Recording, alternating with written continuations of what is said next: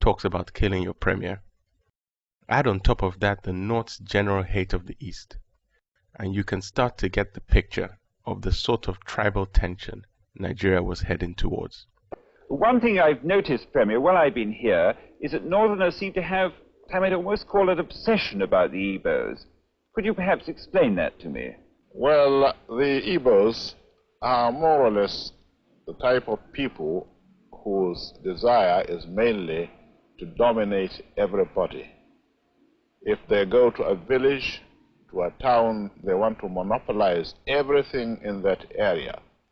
If you put them in a labor camp as a laborer, within a year they will try to emerge as headman of that camp, and so on. Well, in the past, our people were not alive to their responsibilities, because you can see from our northernization policy that in 1952, when I came here, there weren't 10 northerners in our civil service here. Then I tried to have it northernized, and now all important posts are being held by northerners. Is this policy of filling all key posts in the north solely with northerners and not with other Nigerians a temporary or a permanent one? In actual fact, what it is a northerner first.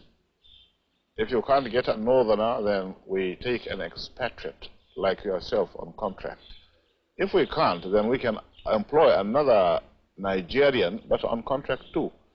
This is going to be permanent, I should say, as far as I can foresee, because it will be rather dangerous to see the number of boys who are now turning from all our learning institutions, coming out with having no work to do.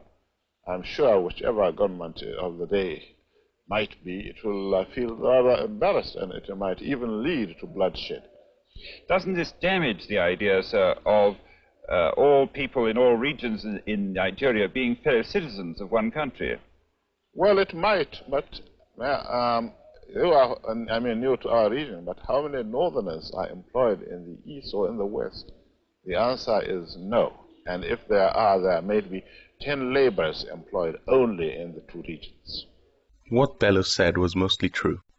The Easterners at that time were the most progressive Nigerians. They were in top positions all across government, and with Ironsi and Easterner in power, the northern fear was that the East would dominate Nigeria forever.